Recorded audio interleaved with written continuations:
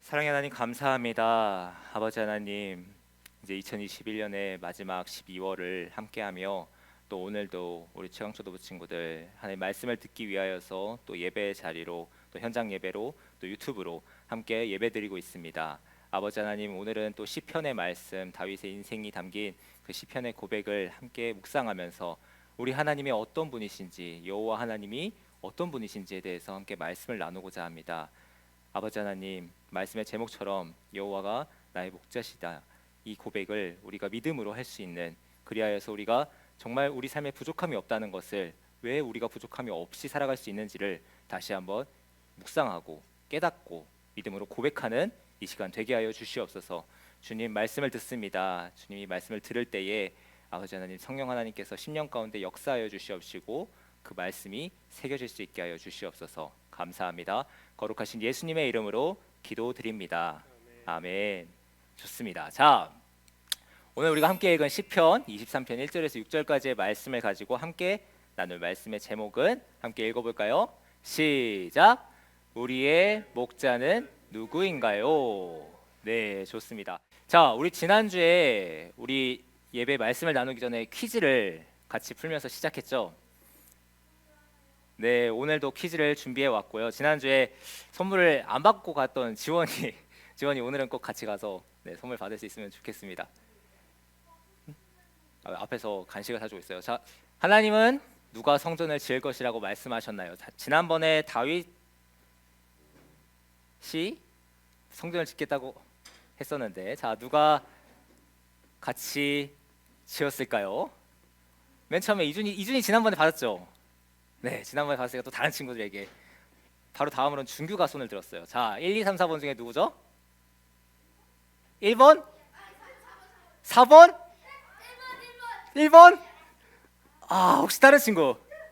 지금 하람이가 그 다음으로 들었어요. 하람이 3번 솔로몬. 과연 1번일지 4번일지 3번일지? 답은 솔로몬입니다. 다윗은 짓고 싶었지만 전쟁을 너무 많이 해가지고 지을 수가 없었어요. 그래서 그의 아들 솔로몬이 같이 지었습니다. 아, 준규도 잘 도전했어요. 하지만 아직 두 문제가 더 남았습니다. 자, 성전 건축에 필요한 것들은 어떻게 모았나요? 아직 보기를 보지도 않았는데, 자, 모두가 즐겁게 기쁜 마음으로 드렸다. 의무적으로 내게 했다. 다윗 왕이 전 재산으로 드렸다. 기쁘게 모아서 드렸다. 하람이는 맞췄으니까 다음 친구에게 준규 한번 대답. 3번. 네, 좋습니다. 또 다른 친구. 재윤이 지난번에 받았나요? 아, 그래요. 재윤이 한번 얘기해봐요. 1번. 과연 답은? 맞아요. 1번이에요. 모두가 기쁜 마음으로 즐겁게 드렸어요. 준규야, 마지막에 꼭 맞출 수 있으면 좋겠습니다. 자, 마지막으로 이스라엘 백성들이 다윗의 연설을 통해 하나님의 은혜를 깨닫고 알게 된 것을 잠깐 바로 들지 말고 들라고 하면 들어요. 자, 성전의 필요성, 자기집 건축의 필요성, 상품 구매의 필요성, 발전의 가능성. 하나, 둘, 셋. 왜 준규가 가장 빨랐어요? 자, 준규.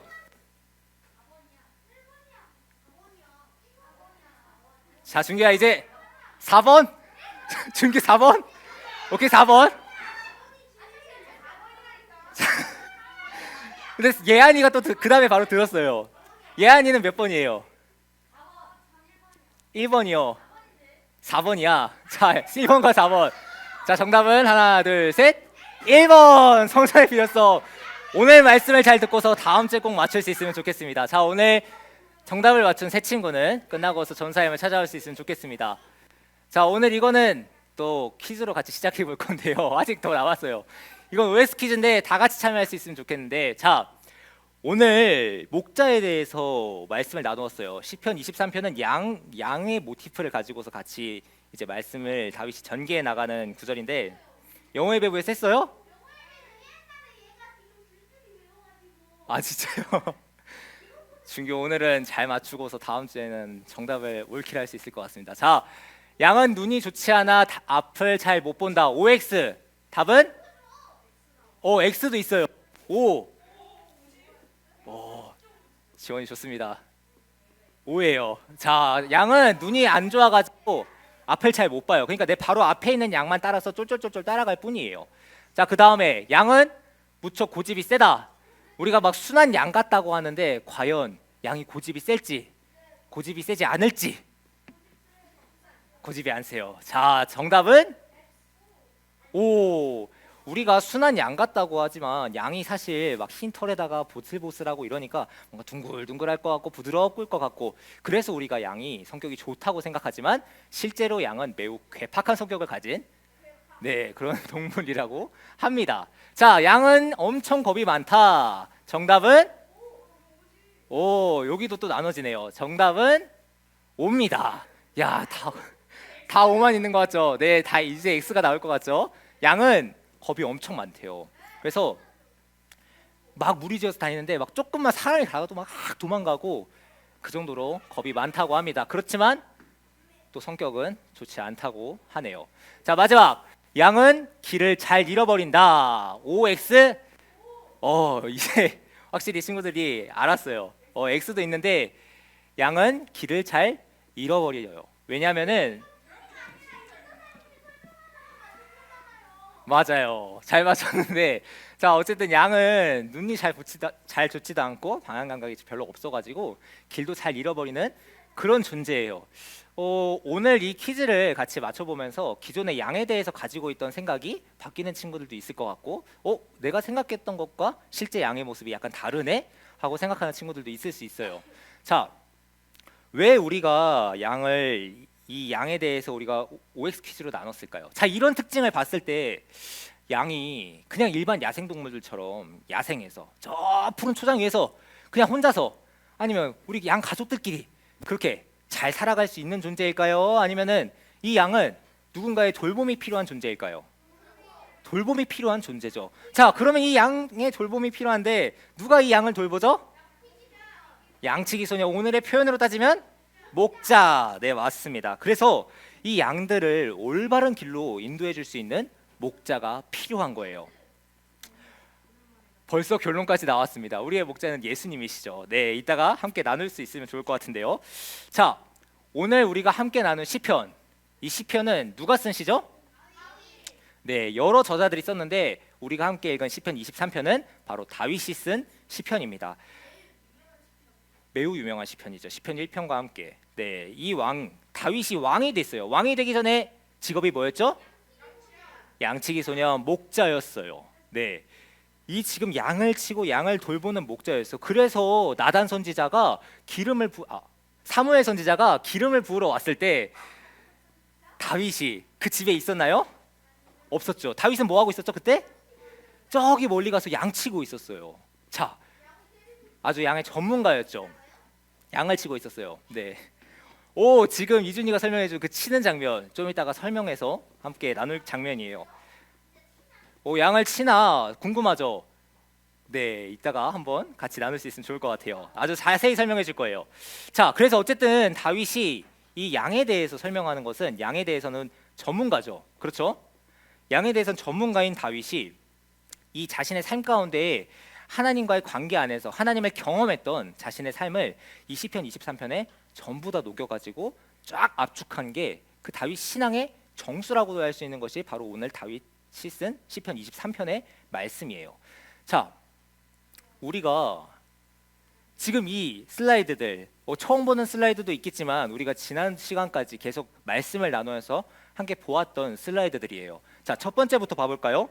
자, 첫 번째 장면이 무슨 장면이죠? 골리앗을 무찌르는 장면이에요. 물맷돌이 그렇게 큰 게 아니에요. 조그만한 거지만 이게 가속도가 붙으면은 엄청나게 그냥 총알과도 거의 동일할 정도로 파괴력을 가진 거라고 해요. 저기 있는 돌은 약간 과장을 하기 위해서 우리 친구들에게 좀 더 잘 설명하기 위해서 좀 크게 표현한 것 같아요. 자, 다윗이 무찌르는 장면, 그리고 그 다윗이 무찌르고 전쟁에서 돌아왔을 때 사람들이 다윗에게 뭐라고 했었죠?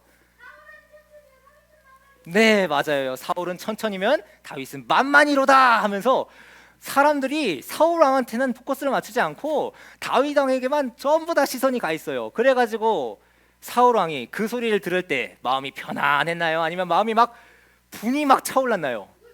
부글부글하면서 질투하고 뭐라고요? 교만했어요. 네, 교만해가지고 다윗이 사람들에게 칭찬받고 칭송받으면은 자신도 막 격려해주면서 그래요, 맞아요, 우리 다윗 얼마나 귀합니까? 하나님께서 우리 다윗을 보내셔서 우리 이스라엘을 지켜주셨어요 하면서 하나님을 찬양하고 다윗을 높여주지는 않고 오히려 창을 던지면서 죽이려고 해요. 심지어 다윗을 죽이기 위해서 6천 명이나 되는 다윗 죽이기 전담 부대가 있을 정도로 다윗을 죽이기 위해서 평생 동안 13년, 10몇 년 동안 17년 가까운 시간 동안에 계속 쫓아다녔던 그 왕이 바로 사울 왕이에요. 네.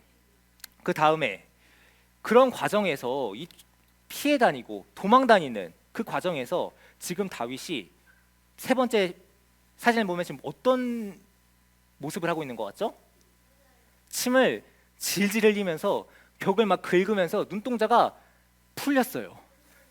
뱅글뱅글하면서 거의 무슨 좀비도 아니고 완전 미친 사람처럼 저렇게 하고 있어요. 저게 지금 어떤 장면이냐면은 아기스, 그러니까 블레셋 왕, 자기의 원수가 되는 그 블레셋 왕의 아기스 앞에서 살아남기 위해서, 왜냐면은 모든 그 주변 나라에 다윗의 명성이 쫙 퍼져 있었어요.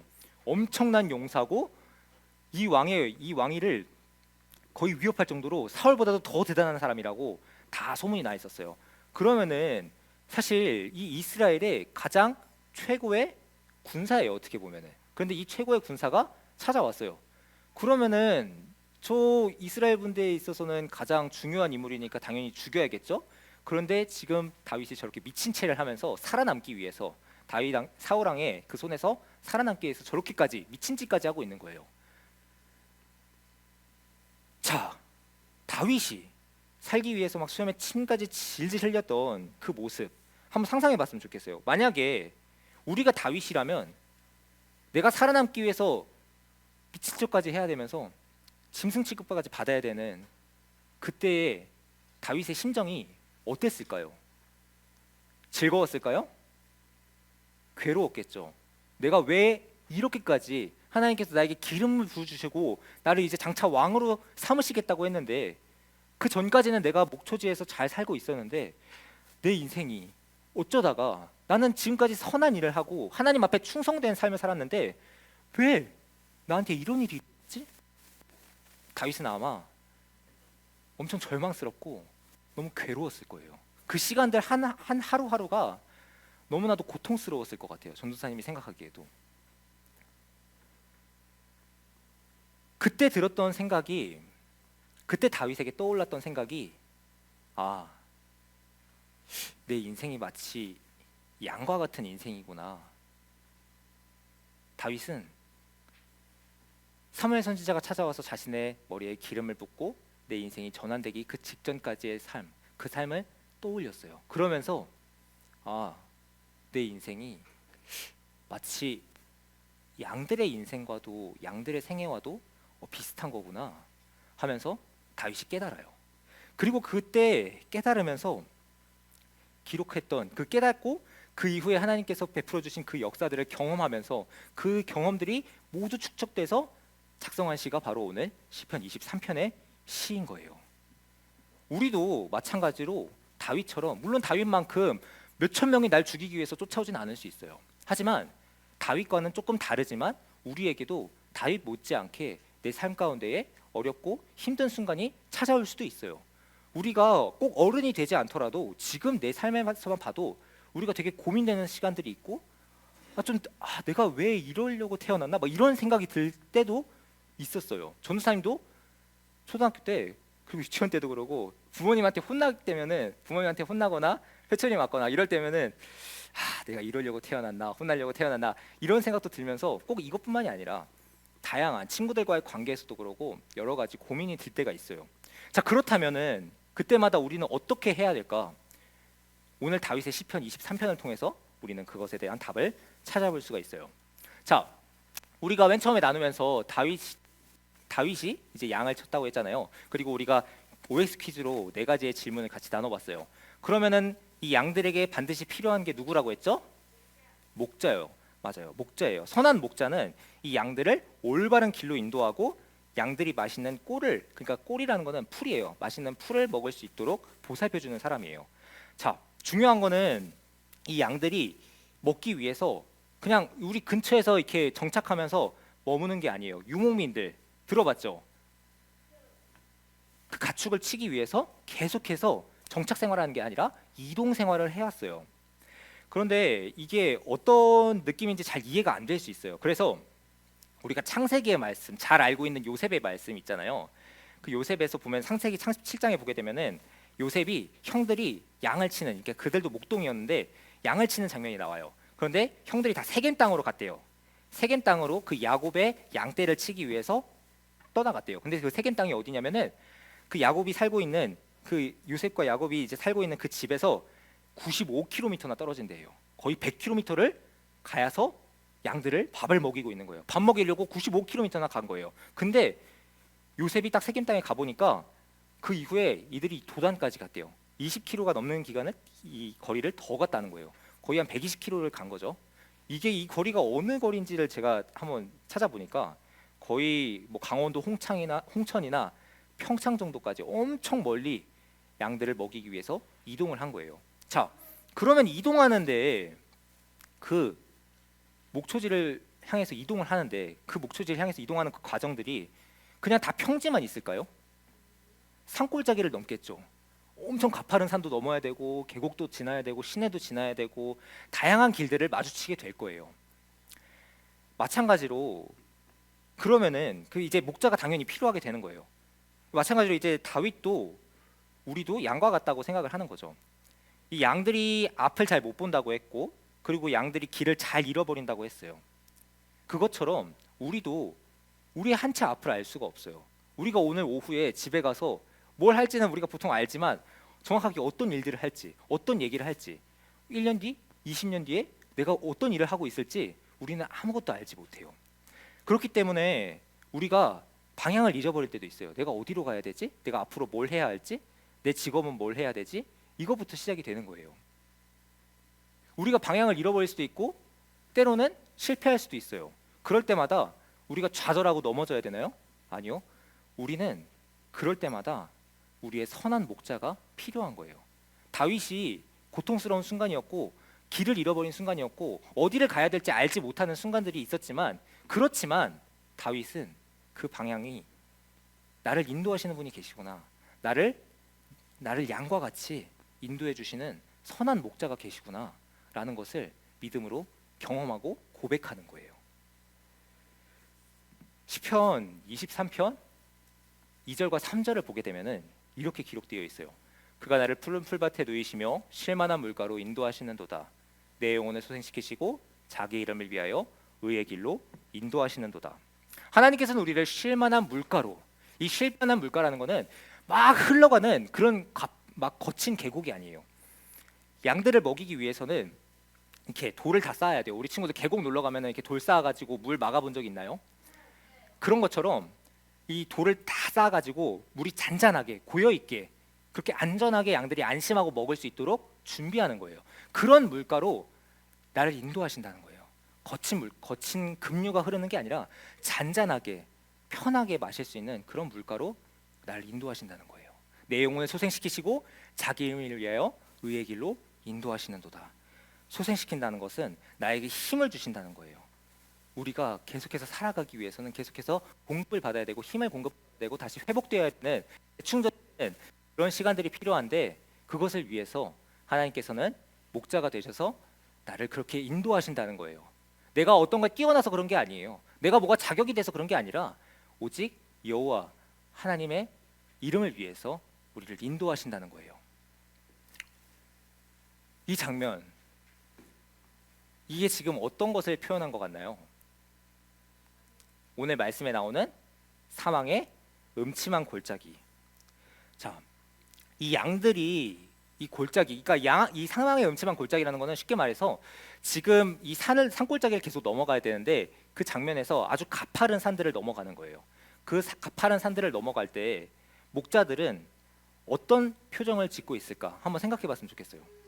목자들이 다들 신나가지고 자 가라 열심히 가라 하고 있을까요? 아니면 혹시라도 양들이 넘어지거나 낙오되거나 다치거나 하지 않을까 하면서 염려하는 마음으로 긴장하면서 지켜보고 있을까요? 당연히 긴장하면서 지켜보고 있을 거예요. 세밀하게 어떻게 도와줘야 되지? 혹시라도 낙오되는 양이 없나? 계속 도와줄 준비를 곁에 붙어서 하고 있을 거예요.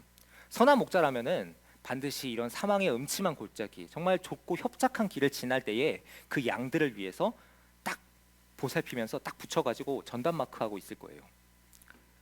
그래서 4절은, 오늘 말씀 읽은 시편 23편 4절은, 내가 사망의 음침한 골짜기로 다닐지라도 해를 두려워하지 않을 것은 주께서 나와 함께 하심이라. 주의 지팡이와 막대기가 나를 안위하시나이다. 이렇게 고백을 하고 있어요. 안위하신다는 것, 이거는 그러니까 우리를 보호하시고 우리를 편안하게 인도하신다는 거예요. 자, 근데 여기서 좀 약간 이상한 게 있어요.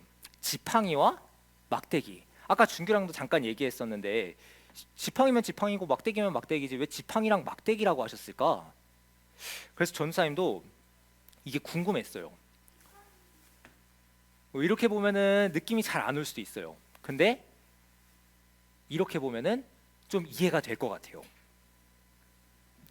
이 둘의 용도가 다른 건데요. 하나는 뭔가 이렇게 고리 같은 게 있고, 하나는 쫙 뻗어 있고, 사실 이 그림에서는 잘 표현이 되지 않았지만 원래 끝에는 뭉툭하게 좀 큼지막하게 손잡이 같은 게 있어요. 사실 그건 손잡이가 아니라 무기예요. 자, 저 막대기, 이 목자들은 항상 지팡이와 막대기를 양손에 가지고서 다니는데요. 이 지팡이와 막대기는 양들을 보호하고 인도하는 중요한 도구로 사용이 돼요. 이 다윗을 포함해서 목자들은 이 어릴 때 이 양을 처음 돌보기 시작할 때부터 내 체격에, 내 키에, 내 힘에 맞는 지팡이를, 내 맞춤형 지팡이를 만들어요. 그리고 막대기도 같이 골라요. 그리고 그것을 내 손에 맞춰 가지고 다듬어요. 그리고 지금 저 양을 보호할 때 보면은 늑대 같은 게 있죠. 저런 늑대나 이리떼로부터 양이 잡혀가지 않도록, 곰으로부터, 사자로부터 잡혀가지 않도록 싸우기 위해서 막대기를 준비하는 거예요. 그렇기 때문에 막대기는 이 양들을 지키기 위한 목자의 가장 강력하고 유일한 무기가 되는 거예요. 그리고 저 옆에 지팡이는 옆에서 지금 양이 떨어졌을 때 건지기도 하는 그런 도구가 될 수 있지만, 양들이 올바른 길로 나아가도록 채찍질하고 때려주는 그런 역할도 해요. 왜냐하면은 양들이 시력이 안 좋다고 했잖아요. 그렇기 때문에 길도 잘 잃어버린다고 했잖아요. 그럼 올바른 길로 나아가려면은 옆으로 쳐줘야 돼요. 우리가 말을 채찍질하면서 잘 달려나갈 수 있도록 소를 채찍질하면서 올바른 방향으로 나아갈 수 있도록 양에게도 그런 채찍이 필요한 거예요. 하나님께서도 우리 삶을 이렇게 인도하시는 거예요.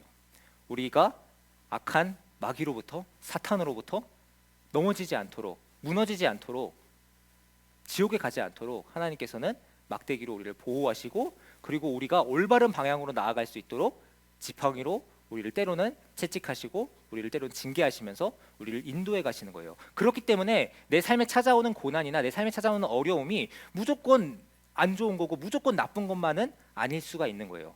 어떻게 보면 하나님께서 나를 연단하시고 하나님께서 나를 천국으로 인도하시기 위해서 나를 훈련하시는 그런 도구가 될 수도 있는 거예요. 말씀을 정리하겠습니다. 네.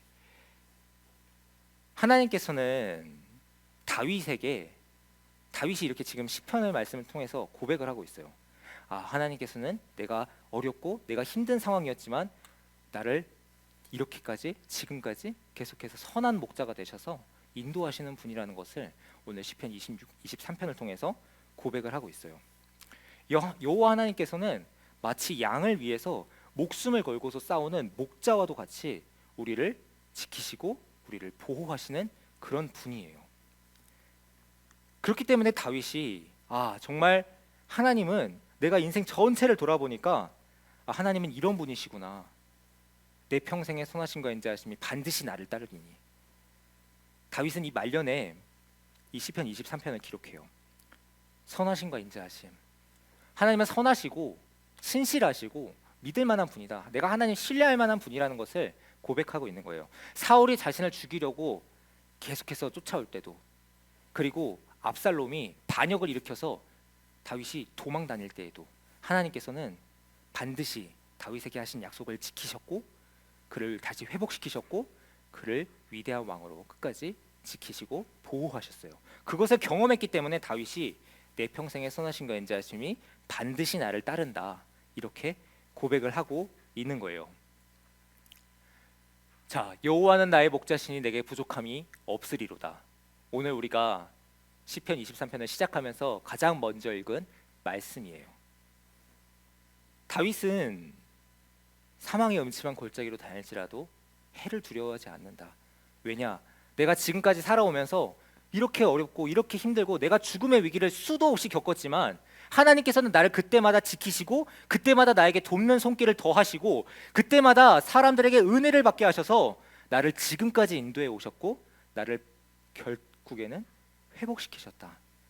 그렇기 때문에 여호와는 나의 신실하신 목자이기 때문에 내가 부족함이 없다는 거예요. 영어 성경에는 I shall not want라고 나와 있어요. 나는 결단코 다른 거 원하지 않아요. 여호와 하나님만 계시면은 나는 다른 게 필요가 없어요. 다윗이 이렇게 고백하고 확신하면서 이 시편을 시작하는 거예요.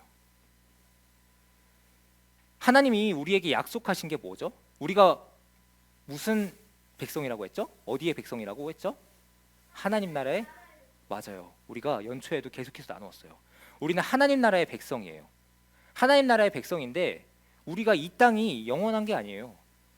하나님께서 우리를 지명하시고 창세전부터 택하시고 우리를 이 땅 가운데 보내신 거예요. 우리가 태어나서 살아가는 게 마치 이 땅에서 태어나서 이 땅에서 열심히 살고 열심히 살아가면서 누릴 거 다 누리고 그냥 즐기면서 이제 죽을 때 편안하게 죽으면 끝. 세상 사람들은 이렇게 생각해요. 하지만 하나님께서는 이 세상이 끝이 아니라고 하세요. 이 세상은 안개와도 같아서 그만 딱 사라져버리는 그런 안개와도 같지만 나의 나라, 너희를 위하여서 내가 예비한 나라는 영원하다고 하나님께서는 말씀하시고 계시고 그것을 확증하시기 위해서 예수님을 이 땅에 보내신 거예요. 그래서 하나님은 우리의 가장 선한 목자이고 우리가 하나님을 정말 전적으로 신뢰할 수 있는 그런 분이라는 것이에요. 그것을 오늘 다윗은 시편 23편을 통해서 고백하고 있는 거예요. 자, 그렇다면은 우리가 이제 앞으로 어떻게 해야 될까? 시편 23편 6절 하반절 말씀 함께 읽어볼까요? 시작. 내가 여호와의 집에 영원히 살리로다. 아멘. 목동이었던 다윗은 전사님이 아까 설명해줬던 것처럼 양들을 치기 위해서 몇 개월 동안 광야에서 홀로 양들을 치면서 살아가는 세월들을 계속 겪어왔어요. 그렇지만 그가 나그네로서 유랑할 때 그렇게 광야에서 몇 개월 동안 살아가면서 텐트 치고서 살아갈 때 그럴 때 다윗에게는 돌아갈 집이 있었어요. 내 고향이 있었어요. 내가 가서 안식을 취할 안식처가 있었던 거예요. 우리도 마찬가지예요. 우리가 이 땅에서 나그네와 같이 살아가고 어떻게 보면 이 땅에서 잠깐 살아가는 거예요. 잠깐 머물다가는 어떻게 보면 이 땅은 정류장과도 같은 거예요. 우리가 정류장에서 계속 살아가는 게 아니라 그 정류장을 통해서 우리가 가야 할 목적지를 가기 위해서 잠시 기다리는 것처럼 우리 이 땅은 우리가 하나님의 나라에서 하나님의 천국에서 영원히 살아갈 그 삶을 준비하는, 그래서 우리가 예배를 준비하는 거예요. 우리가 삶을 살아가면서 삶이 예배가 되어야 하고 삶 가운데 하나님을 찬양하면서 살아간다는 것, 하나님을 신뢰하면서 살아간다는 것은 우리가 천국에서 경험할 그 하나님 나라를 이 땅에서 예비하고 준비하는 삶이에요. 그렇기 때문에 예수님께서는 요한복음 10장에서 당신을 선한 목자라고 소개하시면서 나는 선한 목자라, 나는 네 양을 알고 양도 나를 안다. 그것은 마치 아버지께서 나를 아시고 내가 아버지를 아는 것과 같다. 나는 양들을 위해서 내 목숨을 버린다. 하나님께서는 우리에게 그러한 약속을 확증시켜 주시고 그것을 증명하시고 도장을 찍으시기 위해서 예수님을 이 땅에 보내셔서 예수님의 십자가에 못 박으시고 다시 부활시키셨어요. 그것을 기억하면서 이제는 내 인생 가운데, 내 평생 가운데 함께 하시는 하나님이 우리의 진정한 선한 목자임을 믿음으로 고백하는, 그리고 그 선한 목자 되신 예수님과 성령님과 날마다 함께 살아가겠다고 다짐하는 저와 우리 최강천 동무 친구들 모두가 되기를 예수님의 이름으로 축복합니다. 아멘. 자, 함께 오늘의 다짐을 큰 소리로 외치며 오늘 말씀을 마무리하도록 하겠습니다. 함께 외쳐볼까요? 시작. 여호와는 나의 목자이십니다. 한 번 더 시작. 여호와는 나의 목자이십니다. 아멘. 이렇게 믿음으로 고백하면서 살아가는 우리 최강초 동부 친구들 모두가 되기를 예수님의 이름으로 축복합니다. 아멘. 함께 기도하도록 하겠습니다. 함께 기도할게요. 사랑의 하나님 감사합니다. 우리에게 선한 목자가 되시는 하나님, 우리는 마치 다 양과 같은 인생을 살아가고 있습니다. 그래서 우리는 한 치 앞도 예상하지 못하고 우리가 원하지 않는 상황들, 우리가 고통이나 정말 고난의 시간을 지날 때면은 참 힘들고 두렵습니다. 하지만 사망의 음침한 골짜기를 지날 때에도 하나님은 우리와 함께 하시면서 우리를 하나님의 나라로 인도하고 계시는, 그래서 반드시 약속을 지키시는 가장 선한 목자이라는 그 다윗의 고백, 그 다윗의 시편을 통해 오늘 말씀을 함께 나누었습니다. 여호와 하나님만이 참 목자이시고 우리의 인생의 참 주인 되시며 내 삶을 지팡이와 막대기로 보호하시고 인도하시는 그런 선한 목자 되시는 우리 삶의 주인이라는 사실, 오늘 시편 23편 함께 나누면서 저와 우리 최강초등부 친구들, 선생님들 함께 기억하면서 이제는 평생 동안 우리 친구들이 가장 선한 목자 되시는 하나님을 굳게 믿으면서 성령 하나님과 날마다 동행하면서 그렇게 하나님의 나라에 영원히 살겠다고 고백하는 그런 믿음의 최강초등부 친구들 모두가 되게 하여 주시옵소서. 그렇게 우리를 인도하시는 하나님을 경험하는 저와 우리 최강초등부 주바라기 복된 공동체가 되게 하여 주실 줄 믿사옵고 사랑이 많으신 거룩하신 예수님의 이름으로 기도드립니다. 아멘.